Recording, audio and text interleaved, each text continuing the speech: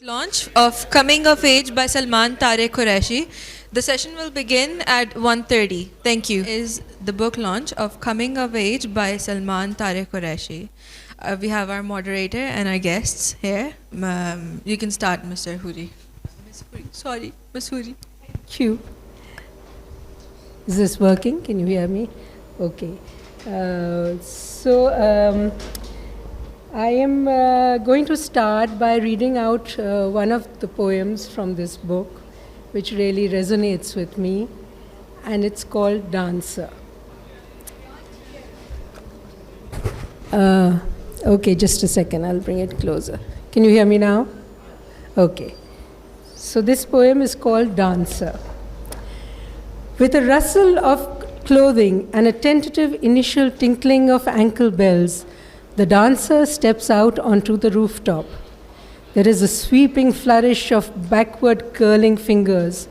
Her foot arches forward, toes pressed down on cold concrete. Her heel descends. Tha, tika tha.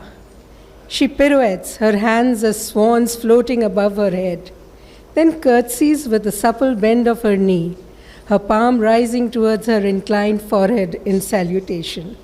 She dances alone, her audience the blank windows of buildings around and a moon just past the full. Na thin thin na, na din din na. Her feet follow the rhythms she generates with herself. Converting a turn into a series of small leaps, she is off across the rooftop, between silent TV antennae and heaps of broken bric-a-brac and around the base of the looming water tower.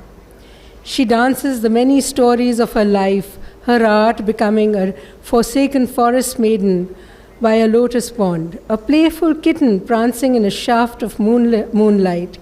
She is a gazelle that springs over meadow grasses, a princess adorning herself with necklaces, rings. Sculptress of space, she grasps skeins of nighttime darkness and molds them, her limbs and gesturing hands shaping fitful, changing forms. She pirouettes again, spins, keeps spinning. Her foot slaps are a sharp staccato on the rooftop. The pealing of her ankle bell crescendos to a jangling thunder. Na din din na, na din din na. Her hands rotate the sky above her, the moon and the dim eclipsed stars. She is the pivot spinning a planet beneath her feet. Ta thin tika tika tha tha tha. Spinning. So, we usually begin sessions by introducing the guests. I'm going to just do a very, very short introduction. Salman, of course, being the poet. He's an English language poet, writer, and columnist. His poems have appeared in many anthologies, and I'm not going to name all of them. They're all here for you to read. It would take up too much time, and we have very short time. Zarmina Raza is a poet and essayist whose work explores relationships and possibilities. She is the head of the literature department at Cedar College and teaches at Karachi Grammar School. Amberina Kazi taught English literature and language at the English department, Karachi University, for 30 years before retiring. And of course, we have with us Sheema Kermani, needing no introduction, dancer, activist, my guru. So,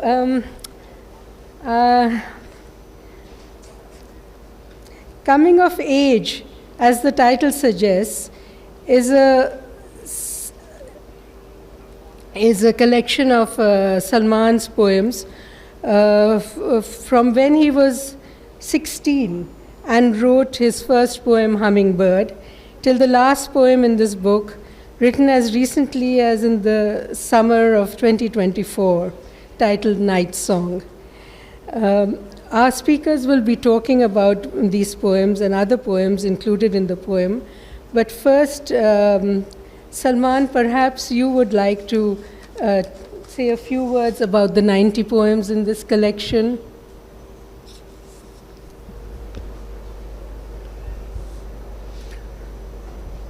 Thank you, Hoori. It's not much that I want to say. I would hope that if you buy the book, the poems will speak for themselves. I started writing at a very young age. There was a lot of poems in my mother's personal library, English language poems. My father's poems tended to be more that he kept in Farsi, which I didn't understand. English I understood, and my mother had mostly. So I started reading, and for some reason, when other children were perhaps doing rough house outside, I was reading poetry. And I developed definite ideas about it at a very young age, and by about 13 or 14 perhaps I was attempting to write something like verse, and of course it was nonsense, most of it.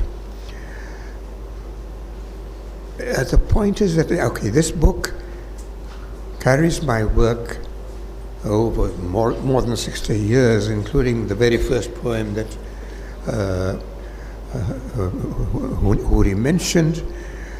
Hummingbird was not the first I ever wrote. I wrote a lot of stuff before that, most of it totally discardable exercises and so on, and meters and bakara. Hummingbird was my first attempt at a serious poem, which I gave for publication to the Ravi. I had just joined government college, my first year in college, and I gave it to the Ravi for publication. And the editor did not consider it worth publishing, fortunately, but I reproduce it here in case anybody considers it worth reading today. I've been writing ever since then. I've been asked, why do I write in English? No particular reason. It's the language I know best, as simple as that. My mother was English speaking, and I wrote in English. I have tried Urdu, I have written in Urdu, and I've even translated from Urdu and Saraiki. But no, my work in Urdu was substandard, and I left it at that, and I stuck to English after that. I think in English, I dream in English, and that's the fact of the matter, and I make no apologies for it at this stage in life. I've also been asked, what kind of poems do you write? Which I guess means, who are the influences? My influences, for those who know English poetry of the 20th century, and are from the 20th century, my influences, primarily from the 1920s, T.S. Eliot, Ezra Pound, and the Imagists. To me, Imagism, the capture of the look and feel and smell of a location or a place or a person, is the core of poetry. And any meaning you derive therefrom is going to vary. But that meaning is for others to find. I record what I see and something of what I hear. I have been, one of my influences certainly in later life was Ted Hughes, the husband of the widower of Sylvia Plath. In his introduction to these poems, Adrian Hussain was written a lovely introduction. Adrian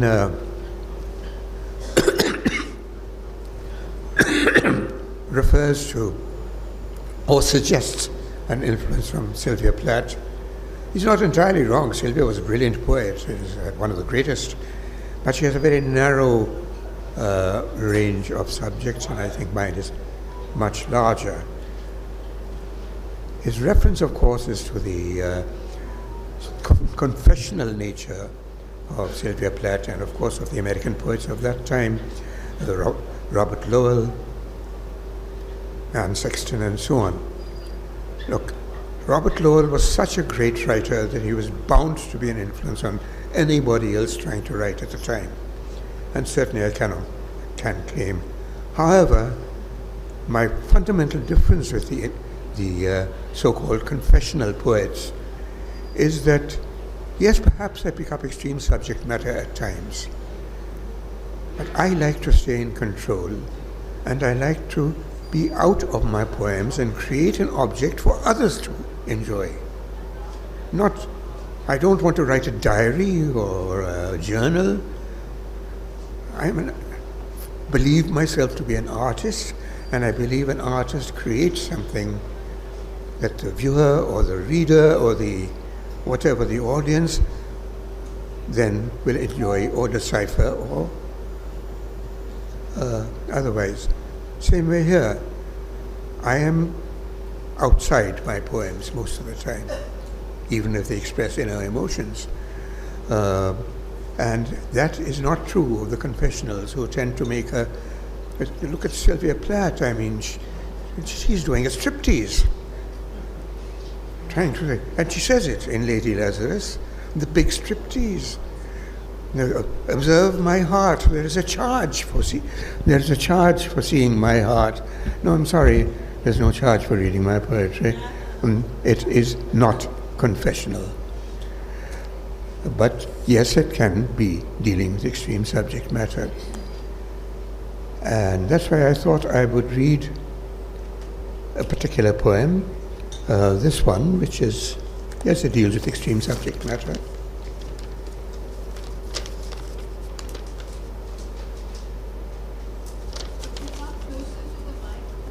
Okay. For the reading, I'll do that.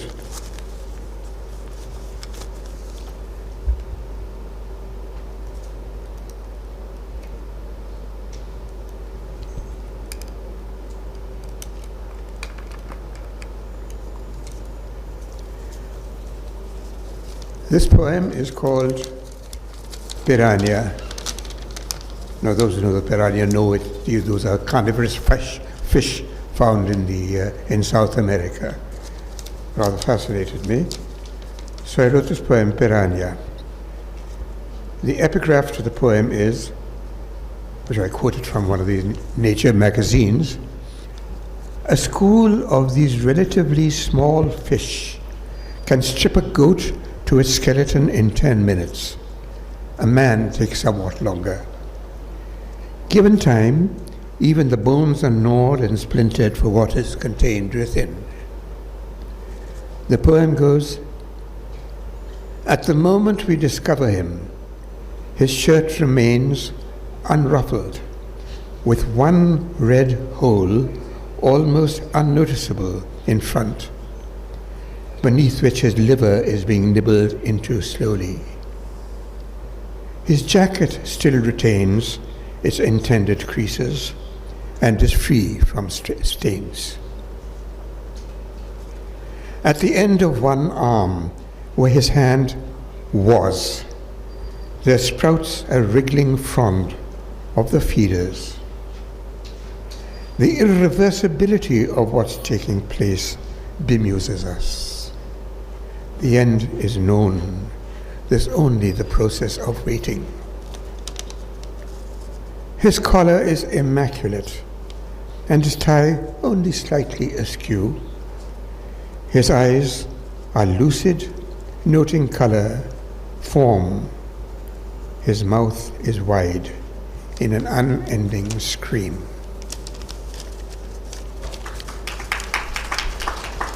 Thank you. Hoori, can you come in? Thank you, Salman.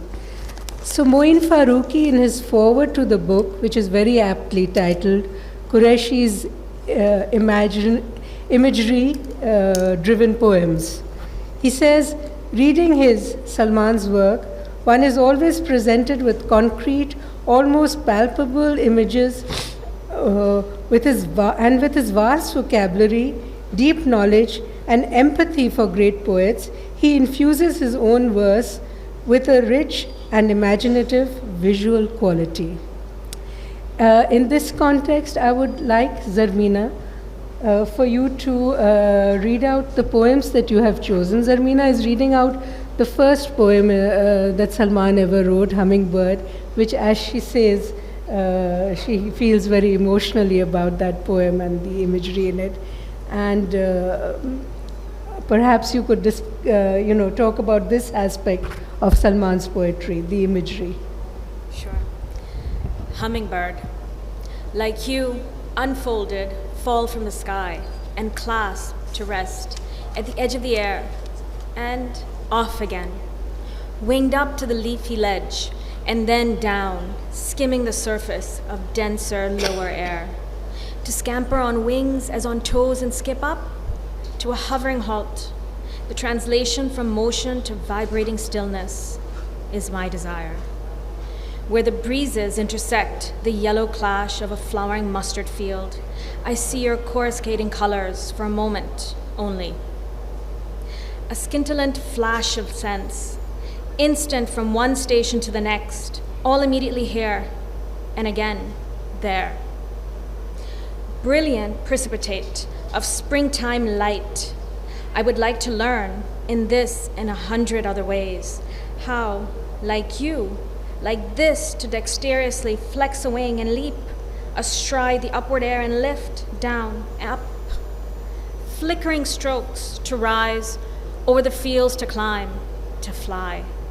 And then the unfaltering ascent, confronting the floating wind blasts, leaping over invisible knolls of air to an unseen peak and sliding over and down the long arching steepness of the sky, to sweep unfolding this way, downwards and pause, quivering at the lip of a hyacinth. This is just beautiful. I know a lot of people have written about it, but I just love this. The imagery, the playfulness, it's just so delightfully fun. I was wondering, okay, thank you. I was wondering, how did you feel when you first wrote it? How did I feel? Okay, the particular occasion, the place where I saw the hummingbird is not place in the poem. The actual place was a field which was behind our home in Lahore. There was a field there, but I didn't see the hummingbird there. The hummingbird was actually in our garden, and that's where I saw it. Well, I watched it for several days. It was a lovely, lovely creature, and but the field I'm talking about made me think of fields. So where this is actually located is the banks of the Ravi and some fields that were there. That's the location in the poem. That's neither here nor there. How did I feel? It took me a while to write it. And all my poems take time. I like to work over them. And it came out not quite right. Then I wrote it again and it came out better. Then I found it was sounding somewhat Shelley-like. And since I didn't want to be an adolescent romantic, I decided to rewrite it again. And this was a process also. However, one Shelley-like line still remains. I think that's the brilliant precipitate of springtime light. That could be almost pure Shelley. However, back to the poem. How did I feel? Exhilarated. I thought the hummingbird was one of the most beautiful things I'd seen. There it was, jumping about in the air, literally stops, sucks that thing, and I wanted to capture that motion, and then to fly up and fly down. There was also, I think, in this poem, a slight influence of Manly Hopkins' Windhover, but that's another story entirely. But this was my own, and how did I feel? I felt elated. And then I rewrote it several times and found myself very, very satisfied with it when I eventually sent it to Ravi. And to my grave disappointment, it was rejected. Oh. That's rather hard to believe. But the craft is so meticulous. As you were saying, you can feel the hummingbird fly up and down, and the rhythm. And I read this out to some of my students, and they were saying that the rhythm is so fluid, it's like liquid. this one and the other one that I really liked, Poem at Year's End.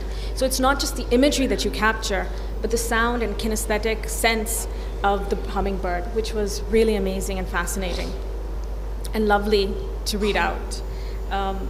I actually felt when I was reading this, that line from Kubla Khan's Warning, "Weave a circle round him thrice, and close your eyes with holy dread, for he on honeydew hath fed, and drunk the milk of paradise." Because I felt that this poet, who could capture something like this, could write about absolutely anything. So I was wondering, with all the selection that you have written, I didn't really publish at this point. I didn't really read anything that was really political. Is there a reason that you didn't include anything political in your collection? Well, difficult to say. Sorry, difficult to say. One can try to analyze one's own poems, but usually somebody else does it better. To be honest, one is always somewhat prejudiced about this phrase or that word. It feels good, feels right, things like that. What can I say? Sense of flight is something I tried to capture in this, which of course is something I never personally experienced, but you dream about it all the time. Everybody does dream about flying. And that was in this, to try to get that in this. As Moin Farooqi says, I think I like to paint a picture. And I think this poem I was successful in doing so. I was really sorry that it was rejected by the editor at that time. The editor and I became friends later on.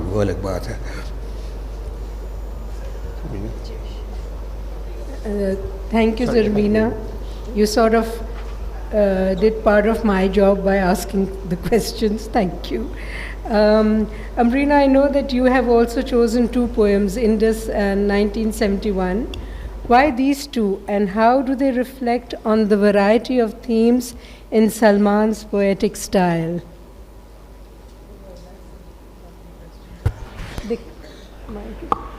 It's done. Okay, can you hear me? Everybody here. Yes. So I'm here. Thank you.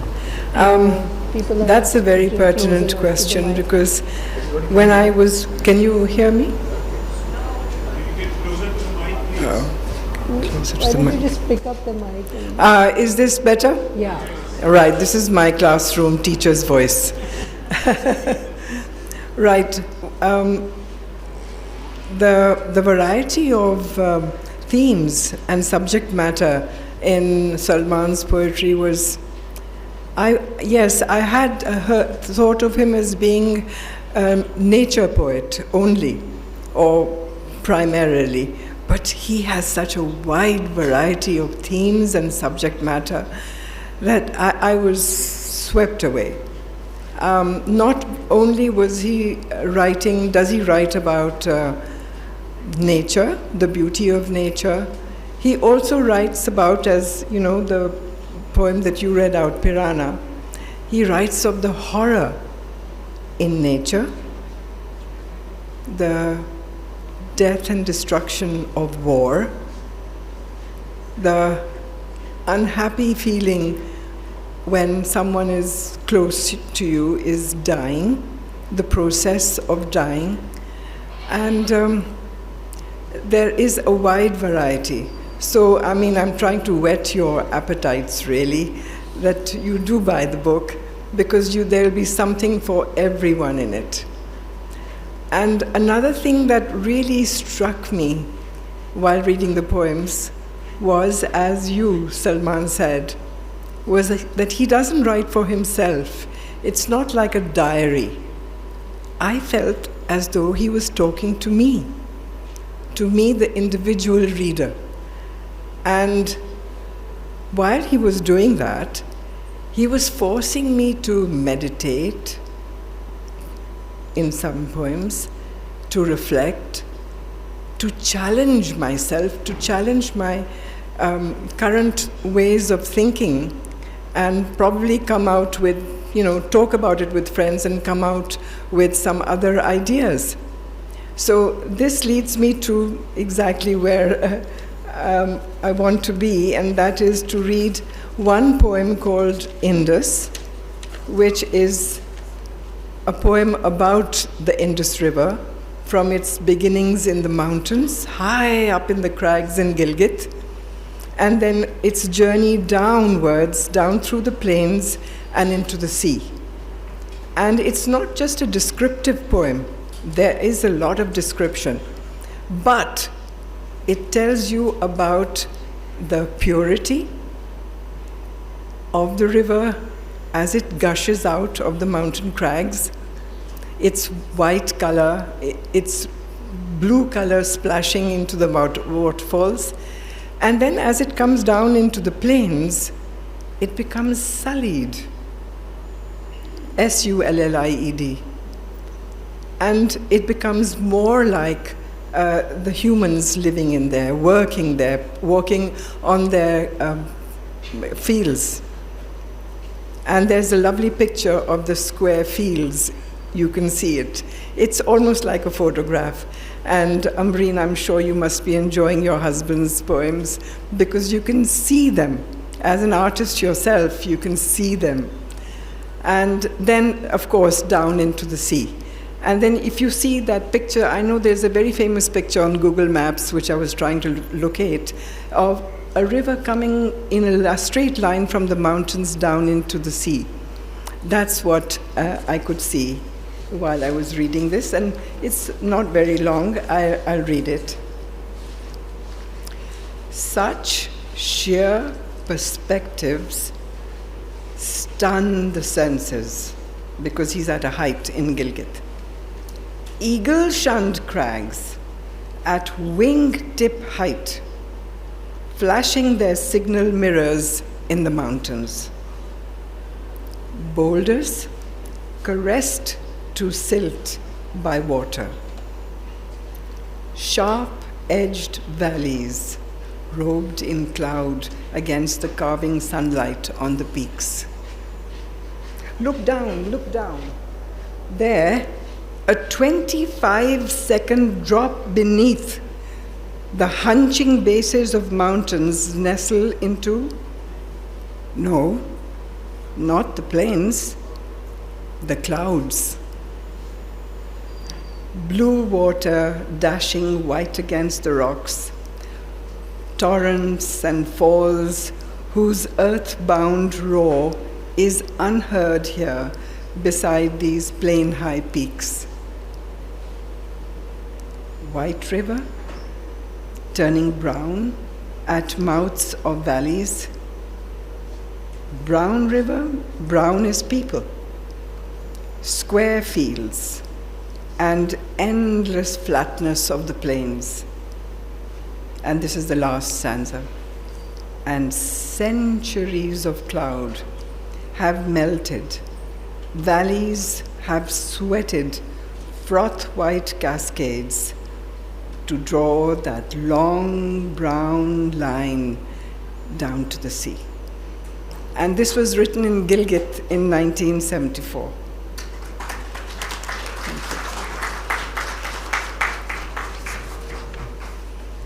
I love that poem. When I first read it, I said, oh, another descriptive poem, but oh, it's got life. It makes you think about the centuries of the journey of this river. It gives life to the people, it gives life to the country.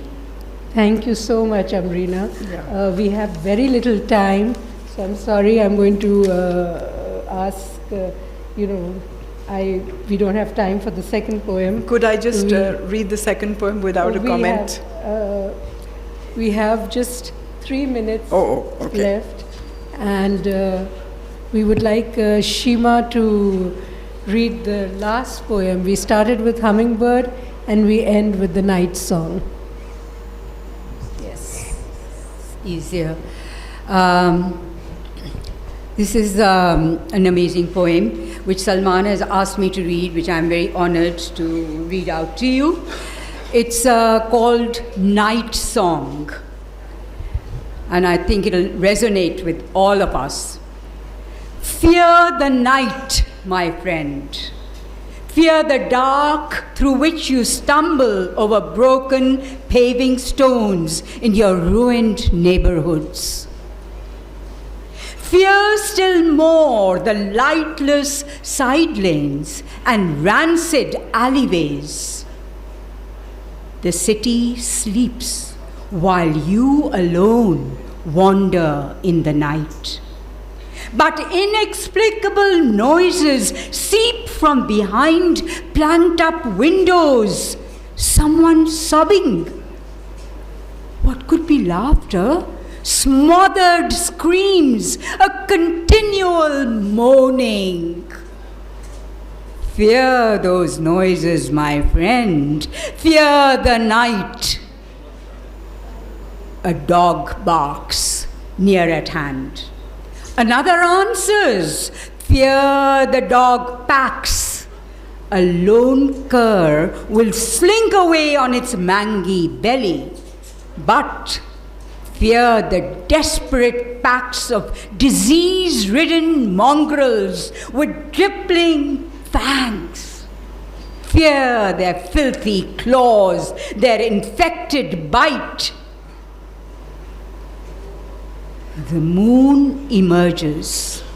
The moon emerges. Fear its beams that highlight you. Here, alone, tripping over potholes, your shadow cast heraldic before you. Fear the stalkers, flitting shadows with staring eyes that study your passage from the mouths of alleys, frameless doorways. Fear most, my friend, fear most of all what simmers and ferments within those putrescent alleys or hidden between the unlit backs of buildings where no new dawn will break, nor any redeeming light ever penetrate. Fear the night. Thank you so much, Sheema. Can I just have one last word? Yes, of course, Salman. Please conclude. Two sentences. Sorry. One, the very first poem, as I said, proper poem I ever wrote, Hummingbird, commented on that. The one Sheema just read out is the last poem I wrote about a year ago. No, less than a year, about 7-8 months ago. Two, the second point I wanted to make very quickly is that between, I think there have been samples of my different style that we've read out, but what's more important, my political views have been caught between the poem Amberina read in this. I think it expresses some of my intense love for our soil, for our rivers, for our mountains.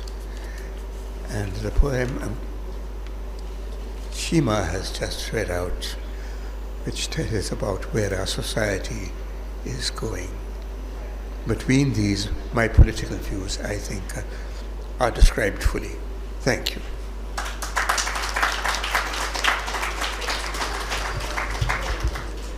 Thank you very much. We conclude on that note. Could I just say that Salman's political poems are fantastic. Sorry? And he's written a whole series on the 1971 war. I was going to read one out called Conference Time, but please do read it. Huh? Oh, you can't hear. Shall I read it quickly? Conference Time. And this is the time of where the negotiators and the diplomats are sitting, having negotiations because there's a war on. And this was the 1971 war, which saw the dismemberment of Pakistan, but the birth of Bangladesh. Conference time. We, and you and I, our world becomes a table. And sitting at this table, 3 chairs, in the sky. We, and you and I, find ourselves unable to reach across the table or reach across the sky. I can still meet your eye, but all is so unstable. There are roses on the table, and blood rains from the sky. Look downwards. If you try, you will see the gutted houses. No people in those houses. A smell assails the sky. And this is the last stanza. The scent of murder, aye. Life is so unstable. And sitting at this table are we, and you and I.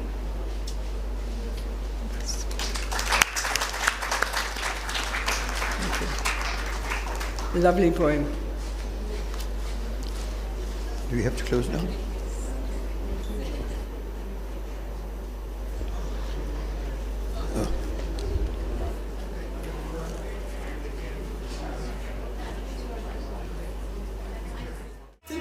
Din